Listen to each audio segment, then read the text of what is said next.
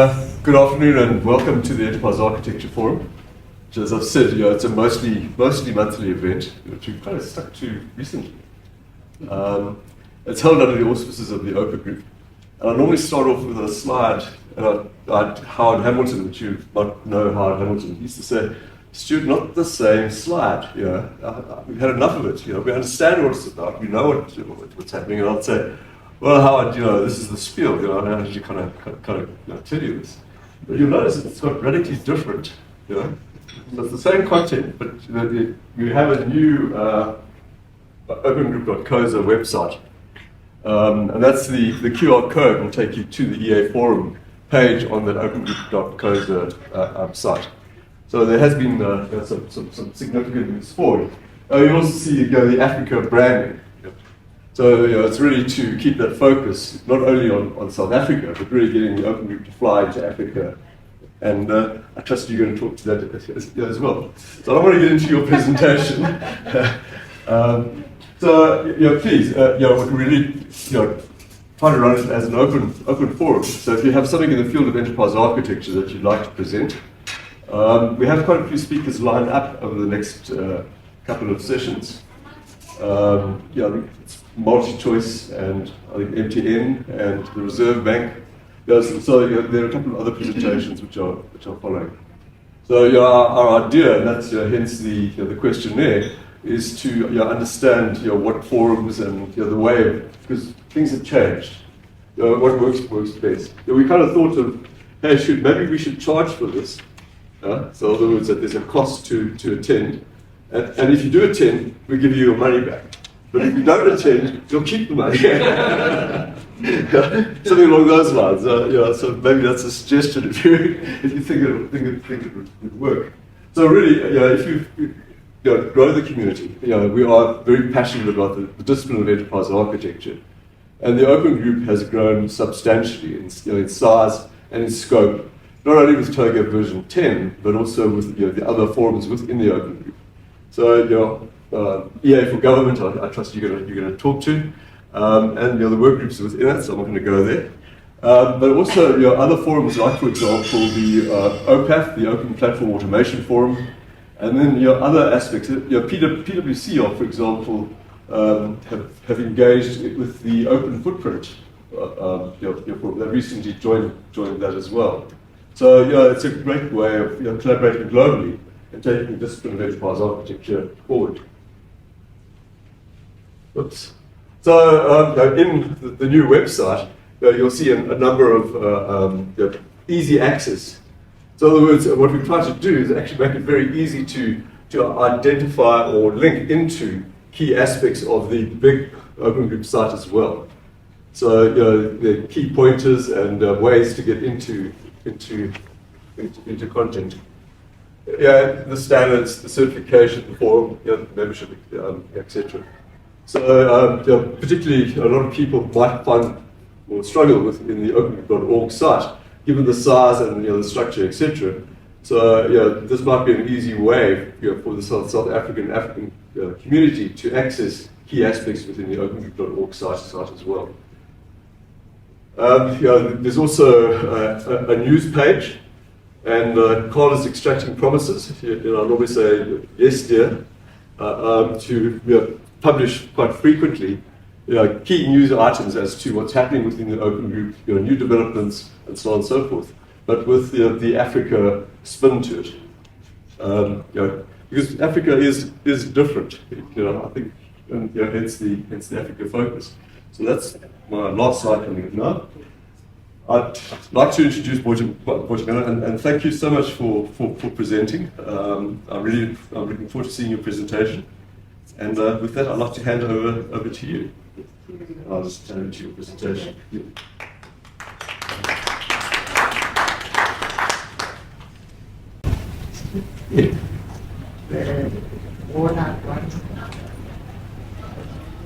Just press that one.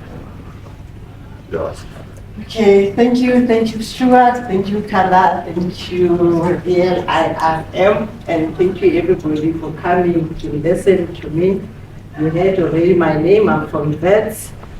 I'm a senior manager enterprise architecture. So that's all. I think from that side, that's all you're going to hear from today's presentation. Otherwise, everything that you're going to hear is on higher education, not just Wits. Oh, that was quick. I like themes, so hashtag engagement. And when Stuart and Carla was asking me to come and present, because I did not, we signed confidential clauses with our companies, so it takes a process before you go and share knowledge about your organization. But that's why I think it as an engagement, and purely because of the challenges that I went through. I've been with VETS for 6 years. Yes, I went there to implement the portfolio. Before my time, there was no enterprise architecture portfolio. So that's where we started. It is not only me. I have a team of architects. I have business architects. I have solution architects. Those are the only layers, but we do also enterprise architecture. We do data, we do application, and we do security, all of those. So hashtag engagement. It talks to each and every one of you in the room. Unfortunately, I was expecting that it's going to be a virtual, and there will be people on the line, so that I also invite them to say, come question time, I need them to engage. EA in higher education. I know I have my colleagues from UJ here that are from, I meet with them in different work groups. So just have 3 slides, but it's in detail, and I am not going to go all the way because I want us to engage with questions. So my focus is higher ed structure. Higher education, I am before I joined higher education. I'm coming from energy, which is ESCO, and that's where I've learned architecture, that's where I learned the real IRM, that's where I knew TOGAF, so I learned it for 9 years. So now this is my 16th year in the portfolio of enterprise architecture. So higher education, the focus, teaching, learning, and research. And then on top of that, you have what you have in your organizations. You have your HR, you have your finance, you have your IT. In higher education, you do have capabilities like your library, like residence. If you're not coming from the hotel, of course, you will know that residence, students need residence. And it is not only up to them. You have your students that have to work in high schools.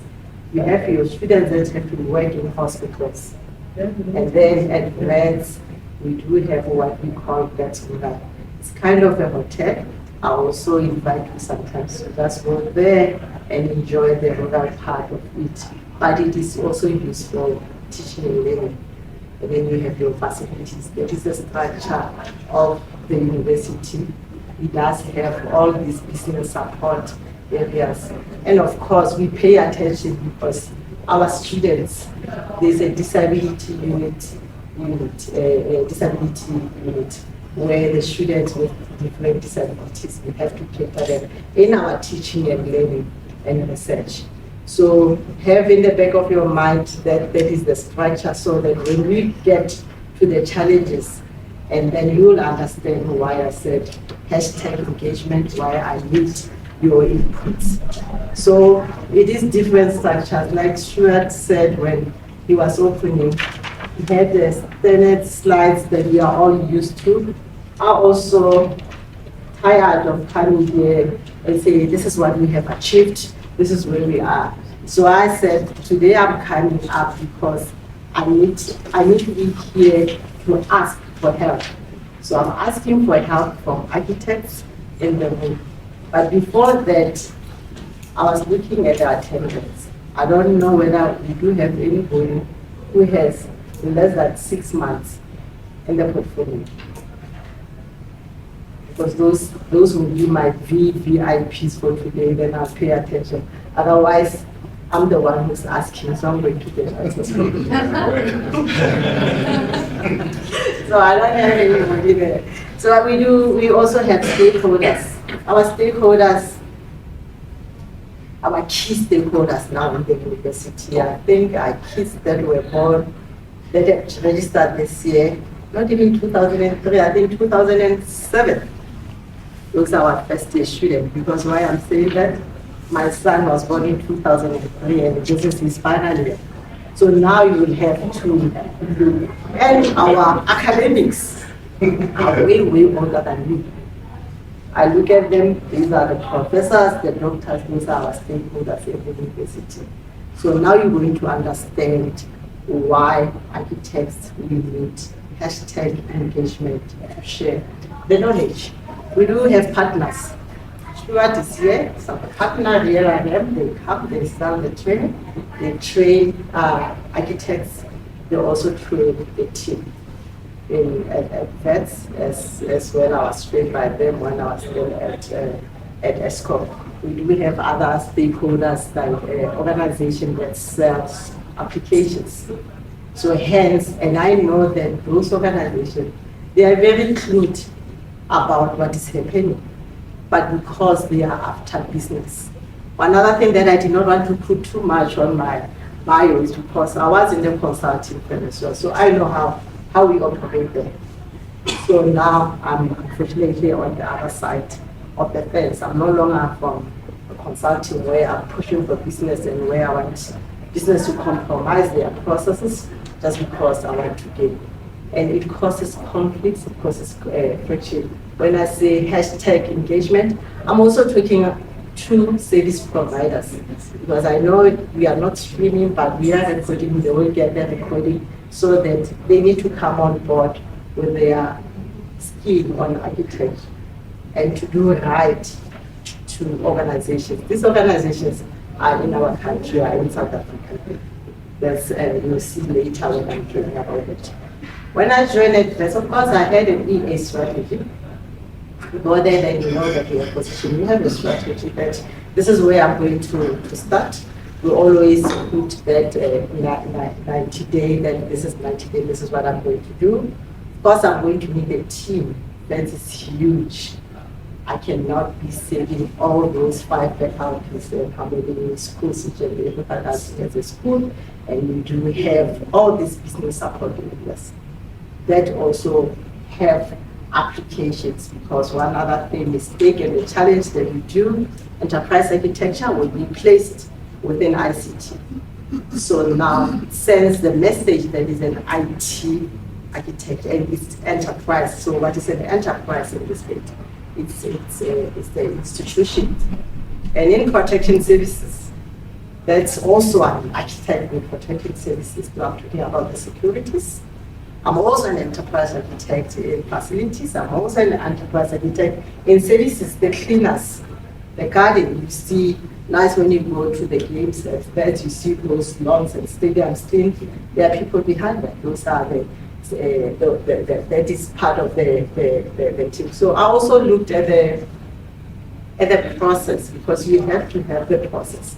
Otherwise, you're going to be all over the show if you don't have a process. A process that can be approved, unfortunately, it's going to be biased, because at that time you get into the university, you are only an architect. You put a process that you approve yourself that this is how it works. So, hashtag engagement. I will need somebody outside best to look into that process and make sure that it makes sense. And I have a fresh team that we have to start. I'm not a trainer. I can only transfer skill. I can transfer skill one at a time, because you get there, you land in the projects, you land in the fires. Instead of focusing on architecture, you are focusing on the fires. And then doing that as well, you also have to make sure that you do all these catalogs. Only later that you realize that the catalogs are there for you as an architect, for you to understand. You have to create something value for your stakeholders. Because all these designs, all these diagrams, all these things, they understand, it's understandable by us. When we look at it, we can even see the gap, if there is a gap. When they talk processes in higher institutions, they're talking about processes in their heads. And then when we talk processes, we need to see activities, we need to see roles there, we need to see rules there, we need to see policies there, we need to see standards, we need to see all of these things that makes a profit. If there is an act that governs that process, we need to see it. And we need to see also, there are a lot of things that I, as architects, there's no one who's 6 months old here, you do understand. So we had tools, of course, in there. We start there's no tool, but we know that visual works nice when you don't have budget, it's no tool, but it's not interactive. You want to interact now with your stakeholders. And we decided I'm not marketing Abacus. We went out and then we got Abacus, which is interactive. Of course, Fox was interactive, so I don't know how did they let me down, they did not come. You also have to decide on the framework. You don't want to be all over. So at first we use TOGAF as a framework, and why? Because when you are coming to set up, you set up something on what you understand. I understood TOGAF better than other frameworks that are there. So you choose a framework that also will talk to your business. And remember, frameworks, we know we are architects. It's not a plug and play. You have to customize it to your environment. It is there to guide you, but we have to. It's not like if you do not do everything that is in TOGAF, you are not using the correct framework. So that is the journey, because I promise that I'm going to share the journey. And then challenges. Challenges as that we see in higher institutions in the journey as an enterprise architecture is culture. But there's nothing wrong with the culture. There is something wrong with the culture that is not right. And it is not right in our eyes as architects, but it is right in the eyes of stakeholders. Because if they used to go to the conferences and see solutions or applications that are nice, that are being presented, they bring them home.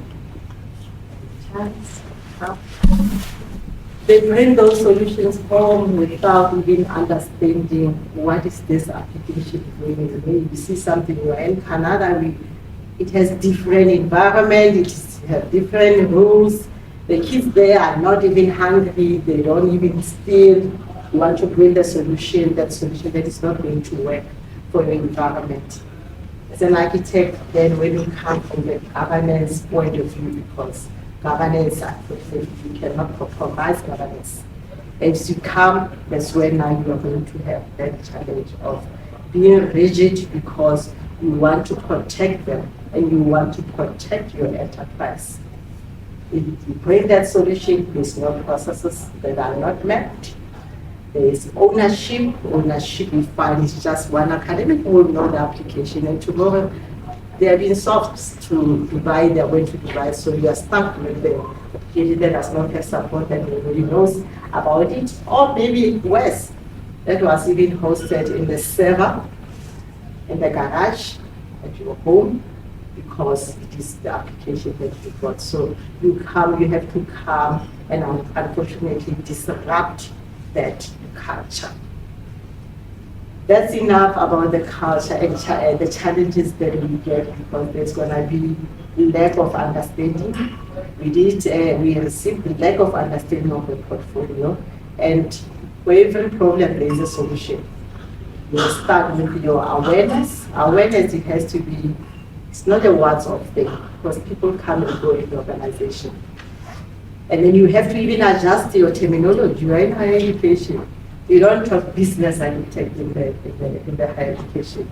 You have to change your terminology. School architecture, academic architecture. You don't talk enterprise architect. You have to talk your institution, so that you are talking to academics. Otherwise, you will see that you are making the institution a corporate. So you have to also adjust even the terminology to suit to change. So those are the challenges. Enough about also those challenges. Now the challenges comes when now hashtag engagement comes in. We are all architects in the room. Some work for Nedbank or Mutual. You are very close to the VC. when you feed them information, just know that when you feed them information, you are feeding them information about the net bank architecture. We have to start communicating with architects, your peers. We know that it's good to be a friend of the president, but if there are architects in the president's office, I'd rather talk to them, not give the president architect that I know from ESCOM or that I know from higher institution that is going to cause conflict and friction and delays, because at the end of the day, we will have to go back now because Kara has been trusted with that architect, but he's not here in the environment. Those are the challenges, not talking, not communicating with relevant stakeholders. So those mainly are challenges that we came about when we are there, and of course, challenges of budget. Luckily, the time that I was at first, we were not there. It was started by big strikes that I had of before I joined the institution, but there are just those challenges.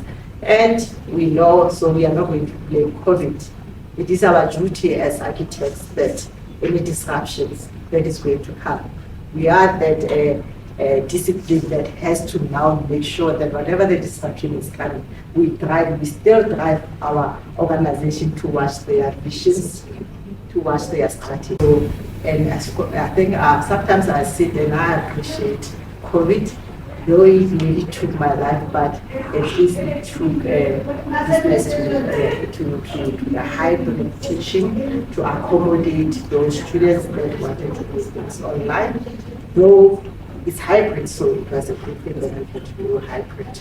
But before that, it was just a classroom teaching. If there are questions, we are going to be interactive. Gone are those days when I was still young, I'll memorize everything and I'll come with so many things. So age is no longer in my I feel like I am forgetting something, and I was not going to be holding a notepad here and say, okay, here. So along the journey, the EA journey, there are benefits of being within EA in the institution, because now your comfort zone is not there. Even the English, I think you start reading books because you are talking with professors and doctors. So you have now to go out and start wanting to learn, because you know that what you are doing, what do you know now? There is something that you don't know that you don't know. So you go out and learn. Unfortunately, we are in Africa, we are in South Africa. We do have a EA forum, that's why we are here. But I know that we engage so seldomly, and that's the lessons learned. EA forum, South Africa, is the body that we should start engaging. That's where my involvement as well went to. And thanks that I remembered when, because I had to train the team.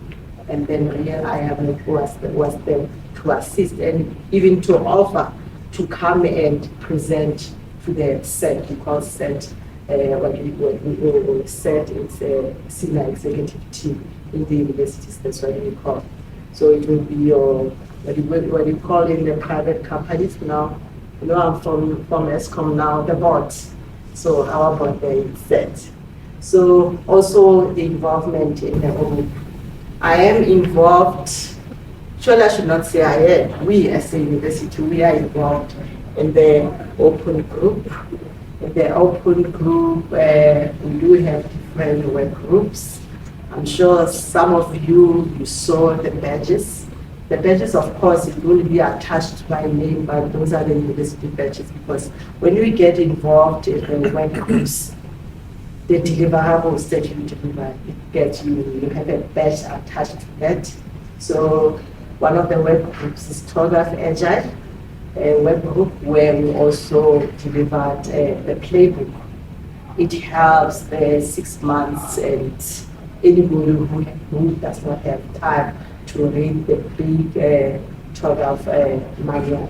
So that playbook, it gives you a start where to start if you want to implement enterprise architecture using S1 with the Agile framework. And then there's a badge there that we received as a university.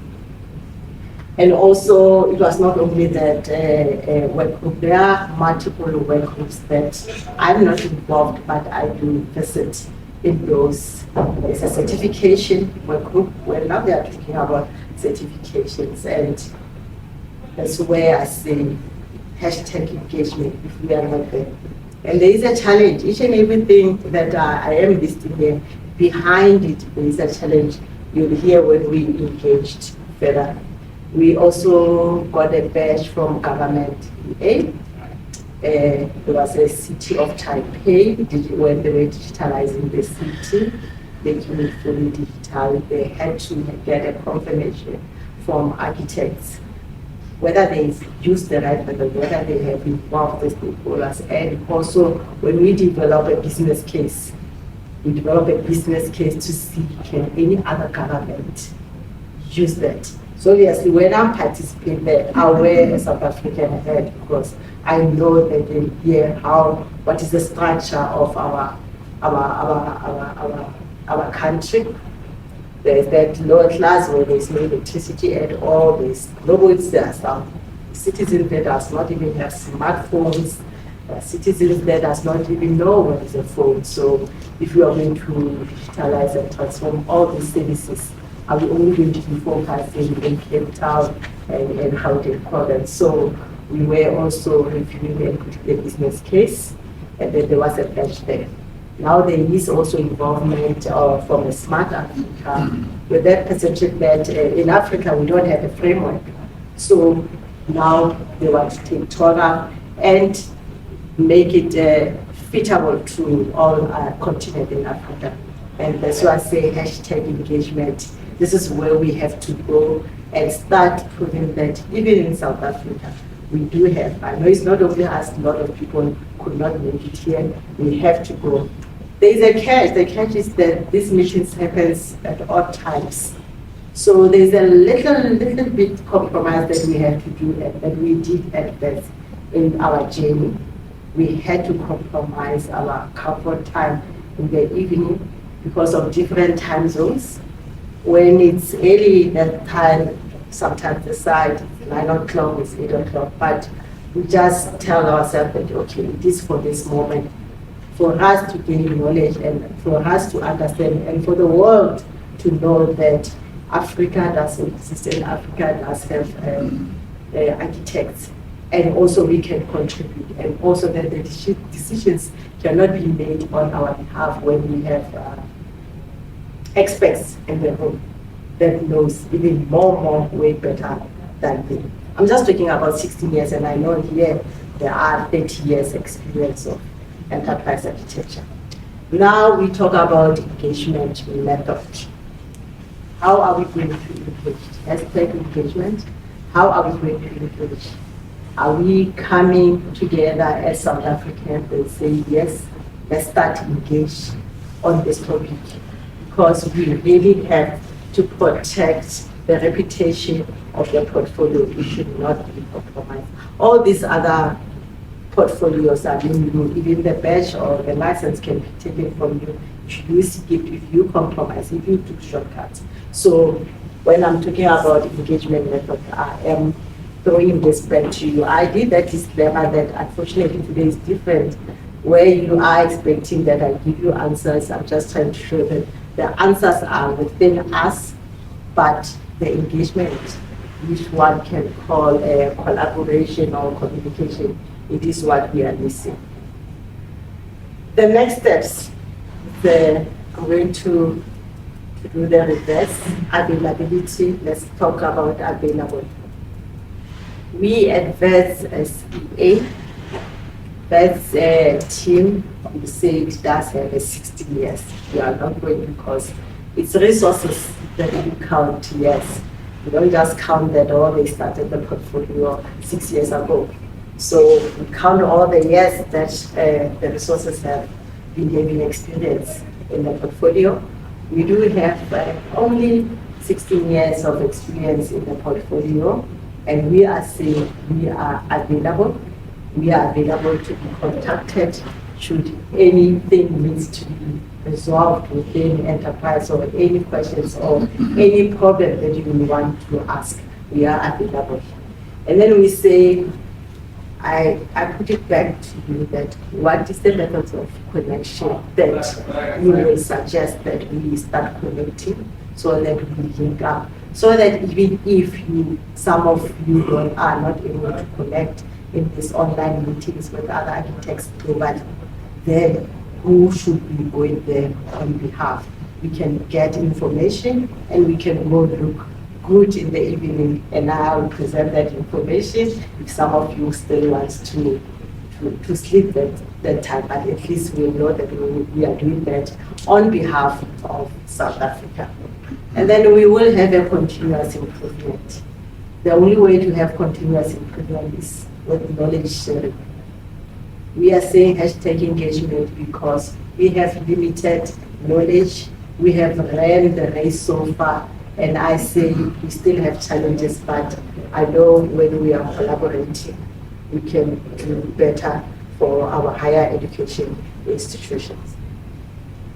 I like to end, normally I like to end my presentations with the theme, with the quote. So the quote that I saw relevant for today's presentation is that never doubt that a small group of thoughtful, committed citizens can change the world. Indeed, it is the only thing that ever has that mankind need. And I thank you.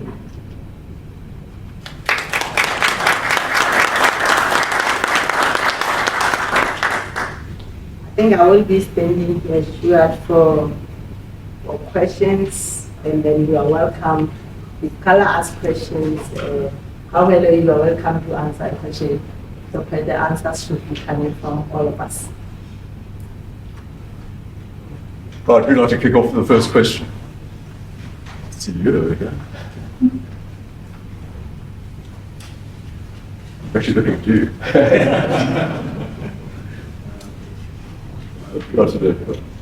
Yes. Oh, yeah. So you spoke about your structure.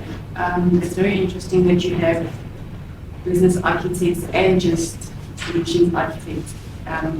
So it's not a full by-date structure. So it means that your solution architects will be doing the HLSA, right? And then your business architects, they will delve into the data space as well, and then do the modeling, and then do the data architecture from there.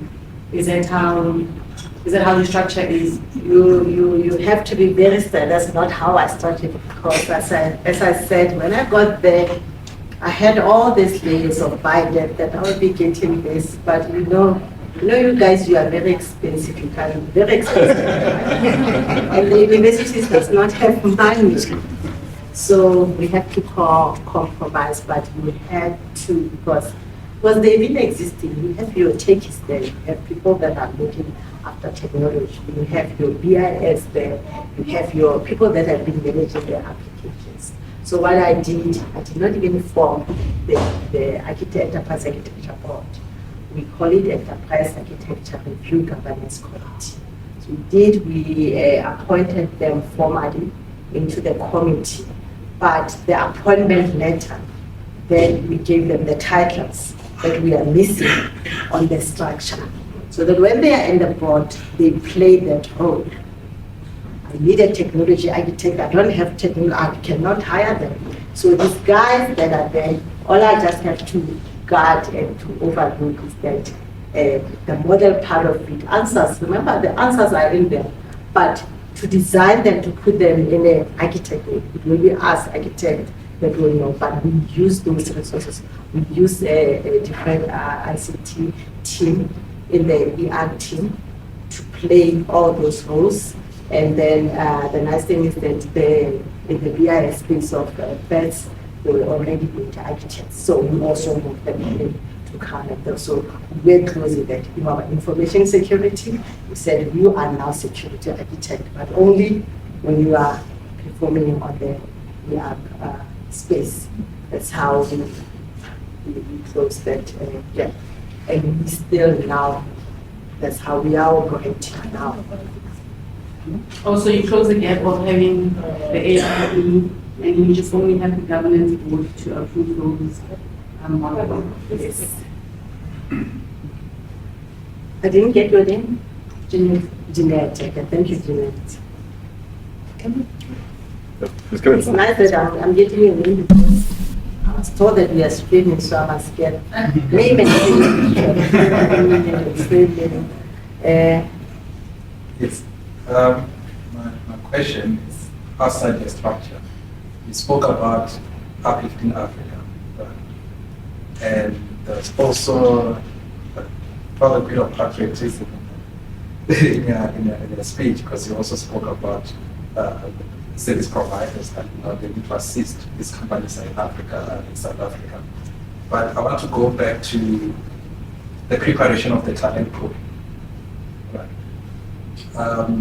Is there appetite, or ever see in the future, our universities playing a role in bringing the professional certifications closer to the academics before they go out to the market, so that then they've got a rich talent pool in a way that, because we spoke about awareness and culture, and I think besides actually reaching the level of architecture, even though it's just at the lower level of IT, or whatever one is doing IT, with awareness and understanding of the enterprise architecture and the build of IT architecture, actually I think sort of create way better cultures within our environment. And my question now is about preparing the talent pool to say, are institutions open to play that role? I might be a bit ignorant, maybe I'm not aware this is already happening, but I feel like there's a gap, and I just wanted to know this. No, thank you, Kumbuzo Masham, for the question. No, I'm smiling because I'm looking at the real. I am okay. We're closing the tabs. We have to put it in the curriculum. No. You guys are doing that. No, the question that you were just asking.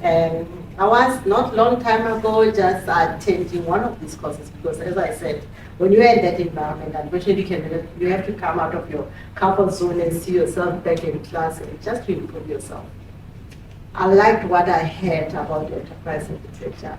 Actually, I was also scared that that research was showing that now with the machine, with the spaceship automation, all the robotics, doctors, lawyers have been replaced, engineers, but unless if the research was biased to enterprise architecture, because it was actually the skill and the portfolio that it will take longer before robots go and replace it. Talking about the curriculum, because we have also as an architect, when you do your business architect layer with your engagement, it's a structure in the university where curriculums are being developed and thought of, and in school. I know I was talking to students saying, their advance I've been struggling because the first thing that I wanted to do students, the undergraduate student, thinking that one of the curriculum or one of the courses they are offering in the architects, so that they can come and deliver while they are also learning, but there is no such. But it is something that we are looking at and trying to influence them in higher education, especially now that we know that that is the skill that is required. Especially now that we know that the robots are going to replace doctors. I mean, those are the professions that we respected, the lawyers, and then chat GPT. I was tempted, before this, I said, I should just take this request.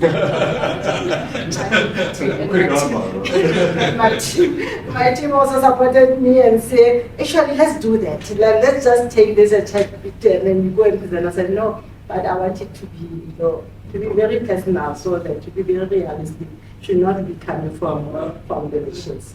So it is still the process. And when I was talking about the service providers, talking about our South African service providers, because in higher education, the culture as well, we have that when we are getting into our procurement process, that first we'll go out when that skill is not provided in Africa. So then still these are the service providers are in Africa, in South Africa.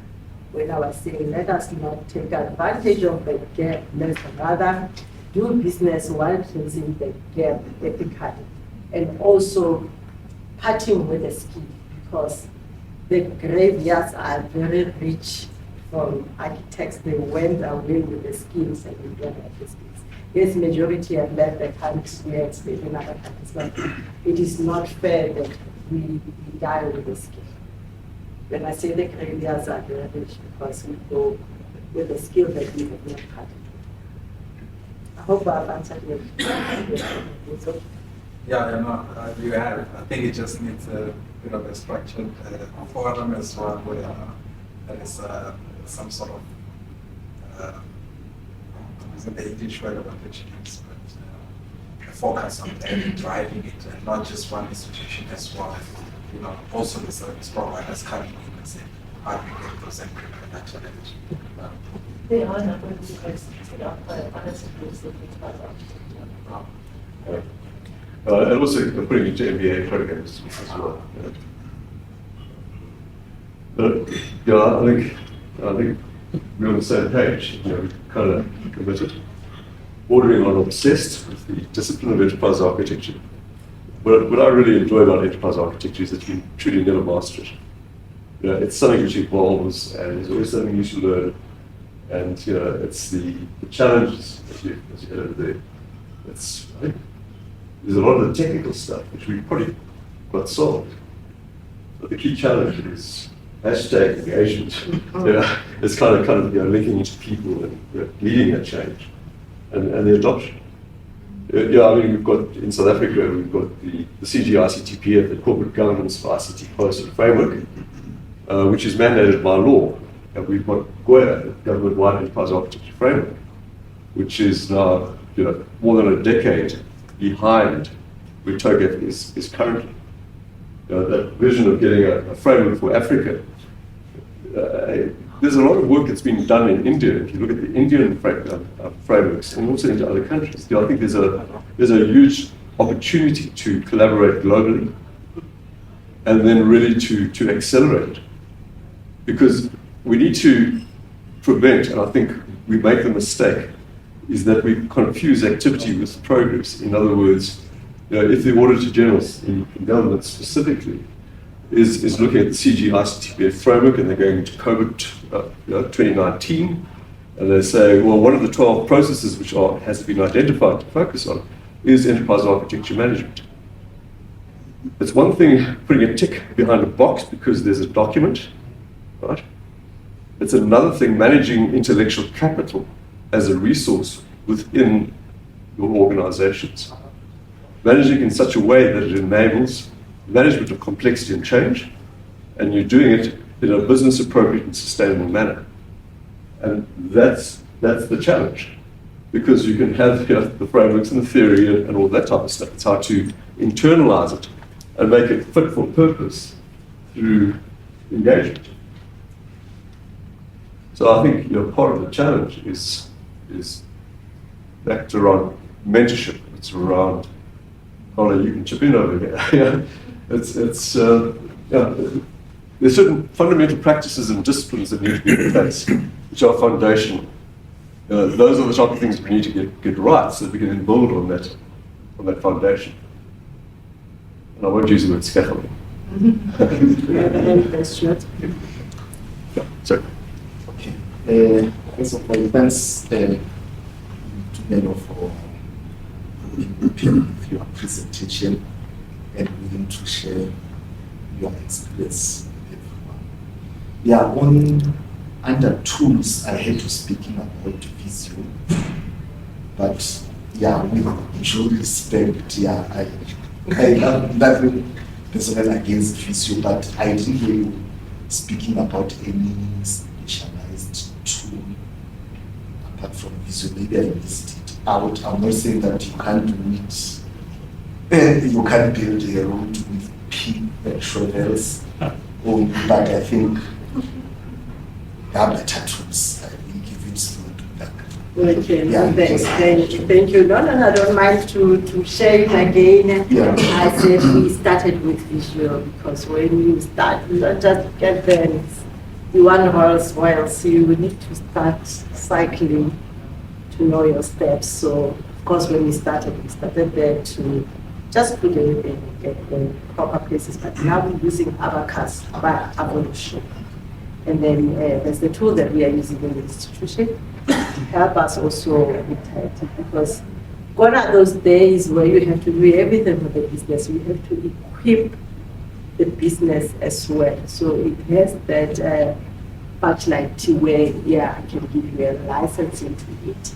And you start in, doing your roles and responsibilities, your requirements, your risks that you foresee before I decide as an architect.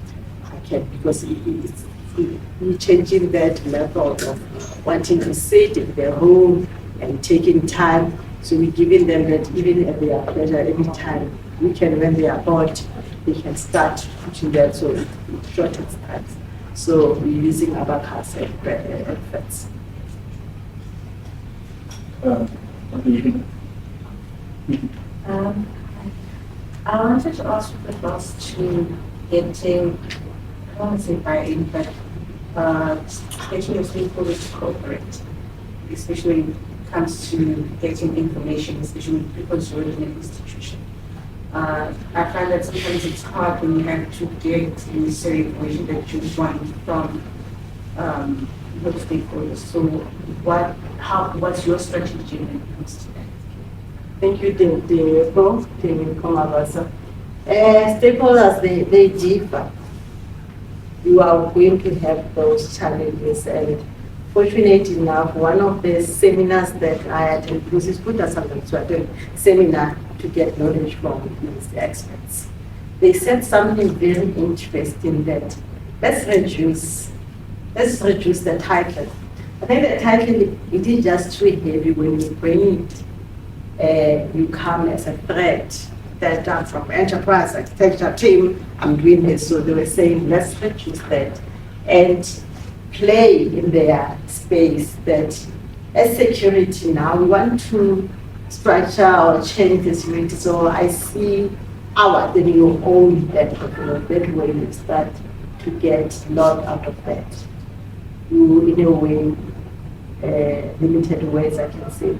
You humble yourself with stakeholders, especially they will have some advice about their portfolio, but as well, you also get stakeholders in the institution that welcome the portfolio, that even knew about it before we started. And then they are the one actually, they will even stop the meeting and say, we cannot go this far without architects here, where are they? So you have somebody talking for you when you are not there. So you do have those, that's why it's very important to know your stakeholders, and also to have that analysis skill in you to also can build this, that okay, yeah, and maybe this is where now I must now humble myself and talk of this title, because there is a title that sending the wrong message. Because I know when we started, we were known by these guys that are always putting diagrams there. Because when we started, we used to print diagrams and put them in the walls, and it will only be us who are understanding those diagrams. And we will solve those things.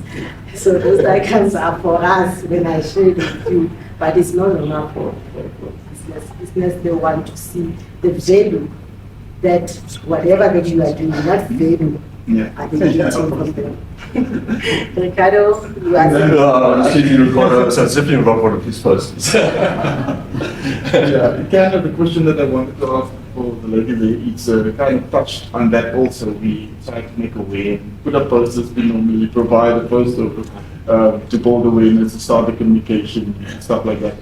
But the question that I really wanted to ask was around the communication with stakeholders and the tool that you are currently using, or any tool for that matter, do you think that by involving them in the tool, making use of the tool, maybe giving them a link to something to see the deliverables and stuff like that, do you think it facilitates communication and understanding, or are you even using it in that way, or could it be beneficial if you are not using it in that way?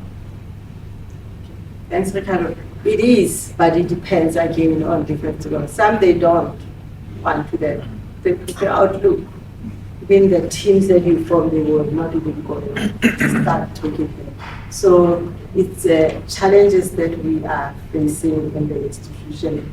As I said, our stakeholders, they range, and others are way, way older than me. So it again, some are PPT, and then we should also drop that thinking that because it's in higher education institution, everybody knows how to use tools.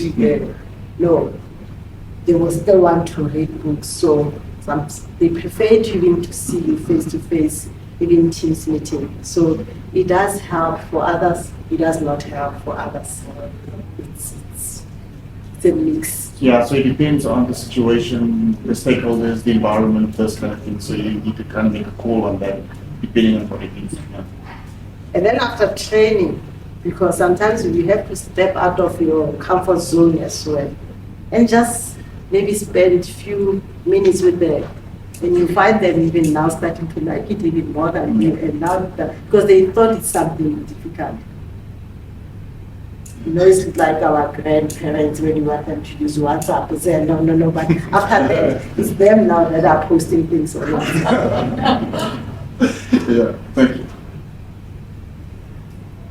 But sorry, I think Stu, No. hashtag engagement, I think This is great. Go for it. Yeah, just a question from my side. An apology, we joined a bit late. You mentioned of the challenge that you encountered when you started the practice, but what has changed since you did what process has improved? You just talk about when possible. What's your name? Ngoi. Ngoi. Yeah. Okay, I'm Ngoi. Ngoi, what have changed? Sometimes it changes after you bend yourself. That's where the adoption, because somewhere we're getting challenges in the adoption of it and bypassing. Later, when chaos starts, when problem starts, unfortunately we have to go back. I like to relate it to my stakeholders using a layman's language, because the architect that they know if they are building architecture when they build houses. So I like to say to them, it's fine, fire the architect when you want your developer to do your 3-house storage. But after the house is there and start loping or starting cracking, when you call back the architect and the architect tells you that the foundation, it is not for a 3-story house, you're gonna have to break everything. So it is that problems will be encountered, and unfortunately sometimes even if it was not there, because it is not like there is no architecture that is happening because the portfolio is not there. Sometimes you do things like you know how to cook and you are not a chef. So it's happening that some of the things are done correctly because they will rate, and then without the involvement of architect. But slowly, because it's patience as well. As I was saying, in other areas you'll find other stakeholders that are even your voice to say, no, let's not move, but other projects will just carry on. And others will of course be successful, there won't be any challenges, but others as well, the same way as you are getting the one that flows correctly, you are going to get the troubles ones that will have to make the same leap and return, and we start fixing together. Hi. Rather from Roy, how do you interface with functionalities like quality management? Because I believe all that we actually do is subservient to quality management. You mean your ISO standards, whether we are adopting the standards? Yes. Remember those standards, you have to pay for them and come, they check your processes, whether you are. We are not yet there, but if you have acknowledged that the process must go there, even though we know that no one from that standard will come and make a check whether we have been following, when you know your work will do, because anything now, it requires affiliations and requires you to be having a department or portfolio that are going to manage that. So we don't have that. We're looking for business opportunity.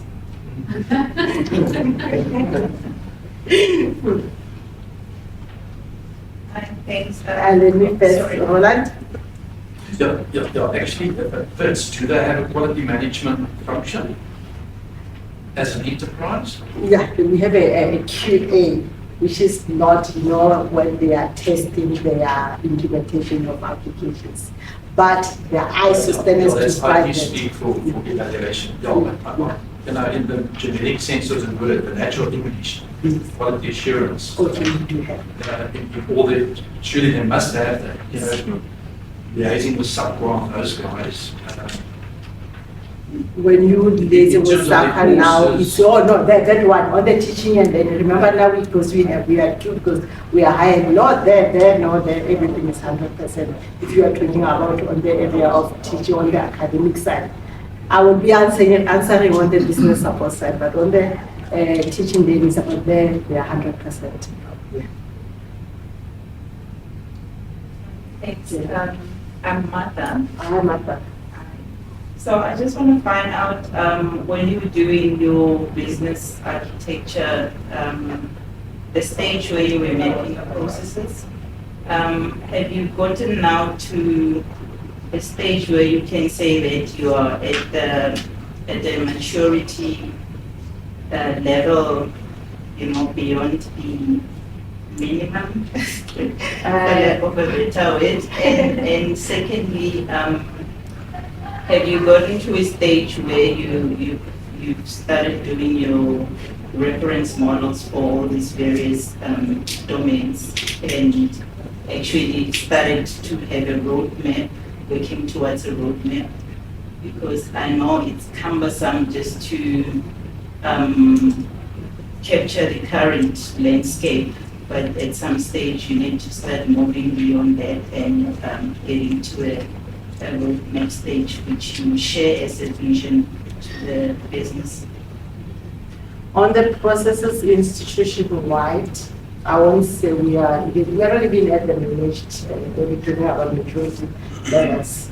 We are, of course, we are not at initial because most processes are there, and I say we're not in developing. I think we are there where now the processes are there, and because, hence I say I'm hesitant, we are not yet at managed because there is no authentication whether this monitoring of processes, that processes are being followed.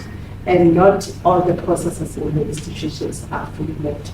How it works there with the project or initiative that starts, that's where now we will be focusing.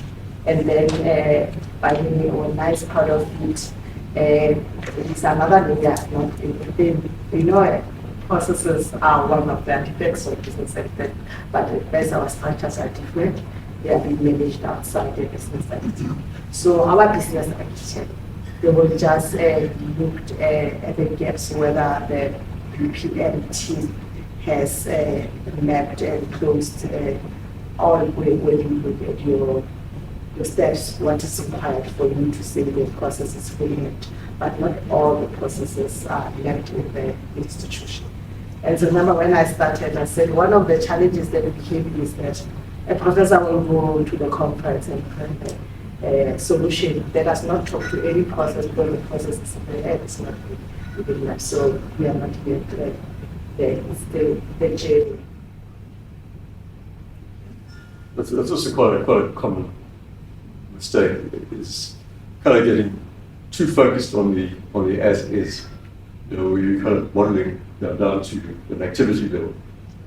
It's really, you want to focus on the as is, because you want to kind of get to the point that you can then focus on the future, because that's where the results are. So it's a question of forward looking. What are the projects coming in as ADM iterations, and then through the structured repository and the management of the content, you're building on perpetually.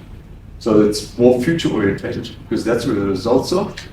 Not looking at yesterday or as is, because that's where the memories are. It's kind of that type of approach. Did I have my hand up?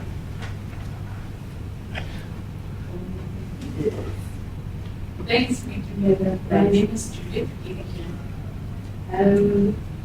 You mentioned a couple of things like certain challenges that we're experiencing. So I want to ask you, in terms of the globally, in terms of the EA practice, because yes, the institution and even in some corporate locally, like myself from CITA and other organizations, you find that we are shortchanging the EA. And you mentioned that probably because of the cost, but my take is, or my view is, because stakeholders want to see what is it that you will deliver. And I realize a lot of stakeholders, they don't understand the EA, what is it that you are looking for. If I have an IT division, and why would I have an EA? So now you said you use the IT division and so that you can deliver. But do you see the long run to build your own capability so that the institution can have a full view of what is the real EA and get the real benefits? I know I'm not sure I'm confusing you. One is to find out from you today in terms of globally how the EA practice is socialized, or how popular it is, or are they following, or are they also trying to cut corners? I'm going to go first. You want me to take your question? Because Yes. I also, you'll chip in the edge. Let me take my question first, and then I will tell you what's happening globally, so that you see that we are not unique. Being an EA as fully fledged, of course, it's a dream of anyone who would be managing a portfolio, that it's a target vision where, especially now that I even know that this is a critical, it's not going to be replaced by robots. It requires us to be behind it. It's a dream, but I'm not holding the wallet. It's a finance part of it. So it's a matter of now upskilling whoever you have in the organization, in the institution. And we have started that.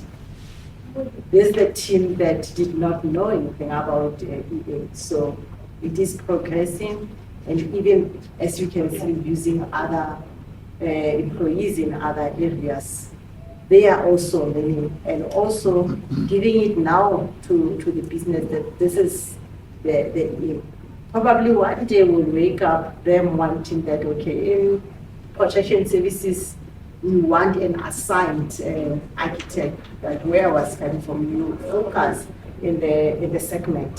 So you're talking about your segment architects, because if this is done correctly from the strategic level, so the gap is there when it's not done correctly there.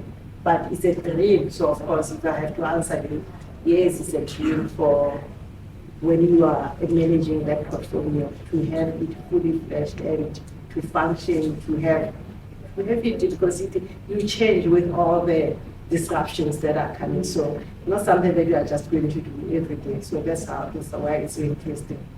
And then globally, when you are there now in these work groups, you find that we are not unique. Problems are everywhere.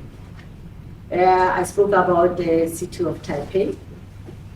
There were challenges for them to be able to make, when you get into that website and see how they have digitalized the government and the struggle, how they have gone through.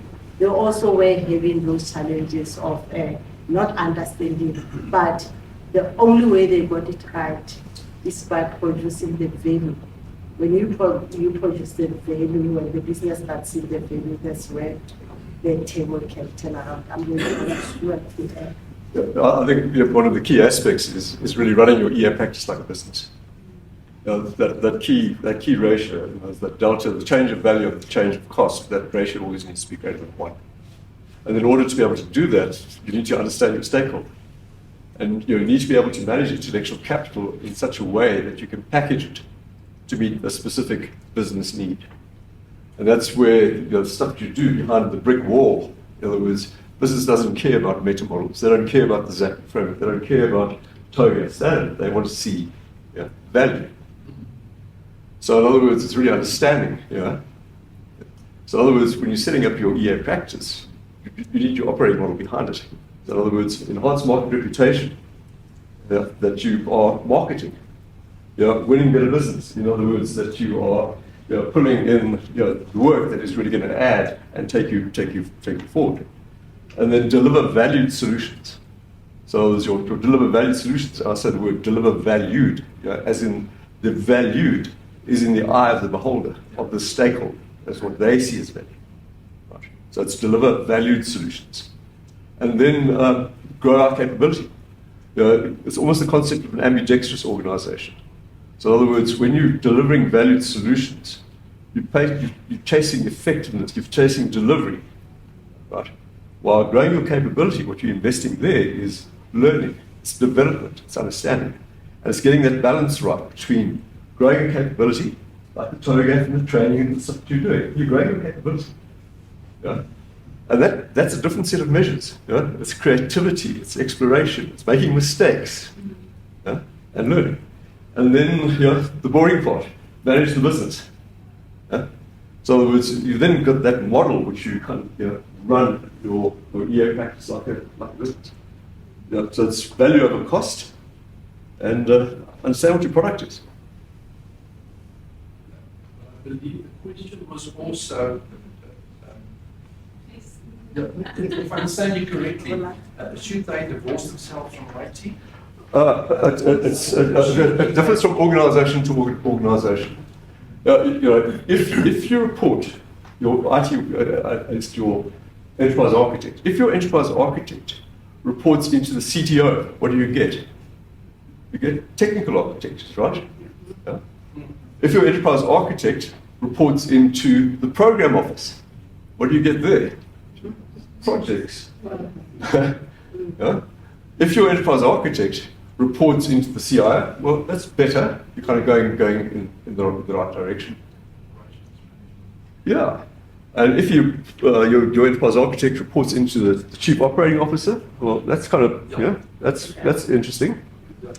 And often it happens, if your enterprise architect could report into the governance, architecture, and strategy, whoever's leading that particular aspect of the organization, you get a completely different.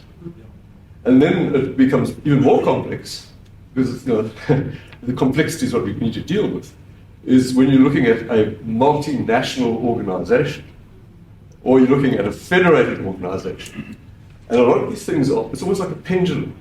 It swings from being highly federated into something where it's, this is the way we do business. And it doesn't, so in other words, it's being able to handle that complexity and tailor it to the organization. So if you step back and make it really simple, you run your EA practice like a business. You understand what your product is, you understand what your customer is, and you understand what is your product.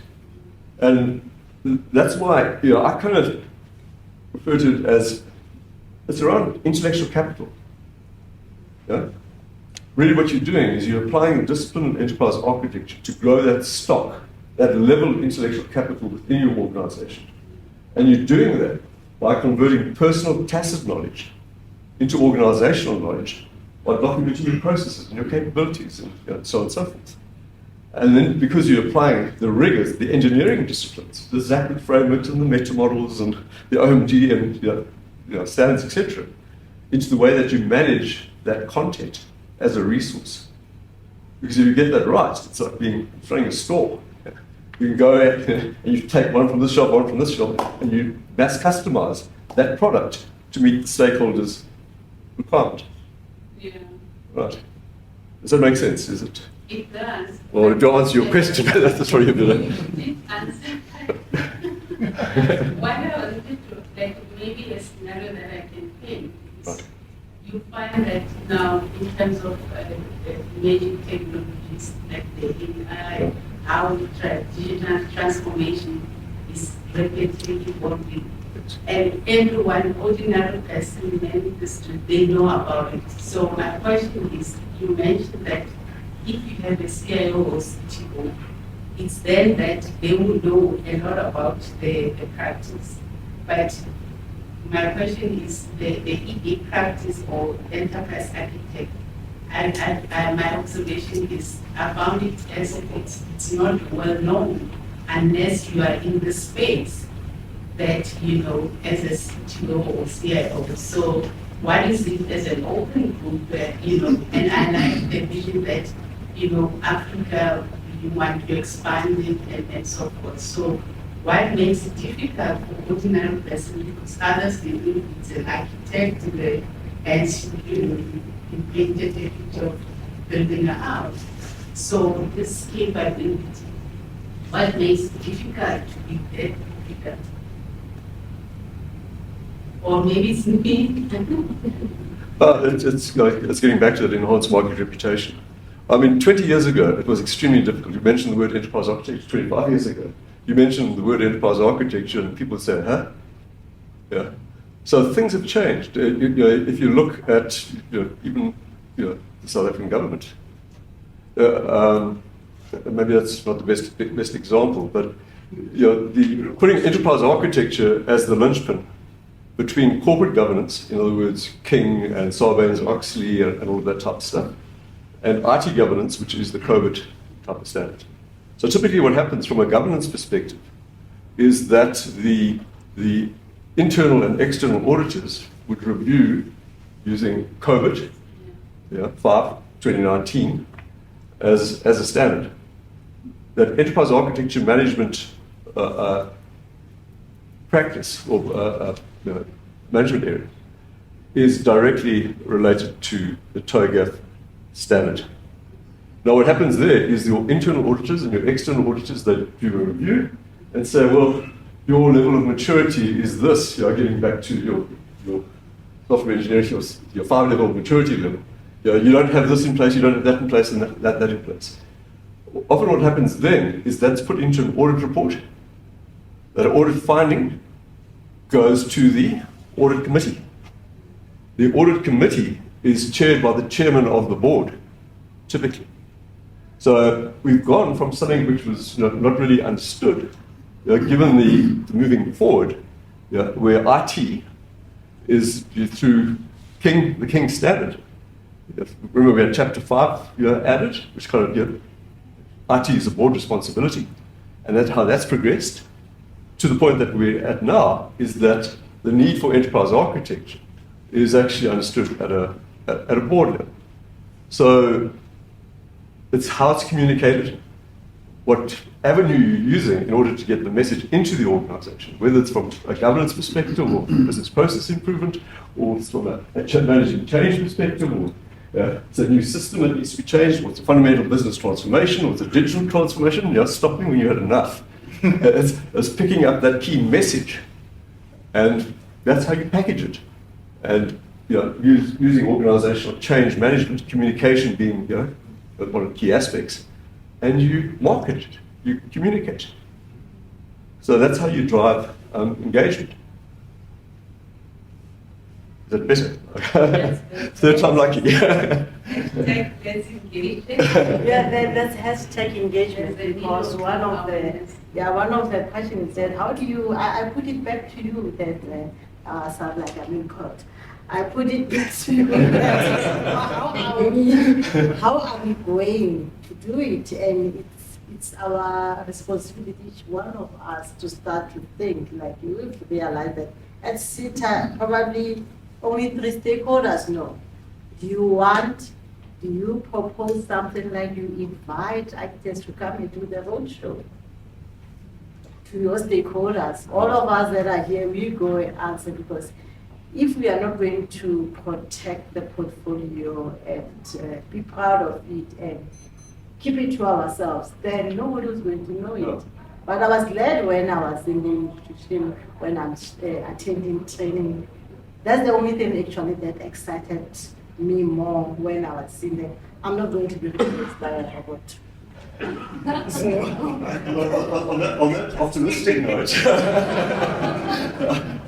it's time to close. And thank you for your engagement. I thoroughly enjoyed your presentation and your style and your engagement.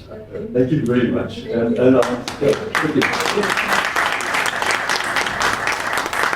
Thank you all for attending, and we'll go up for snacks and have more questions. Thank you all.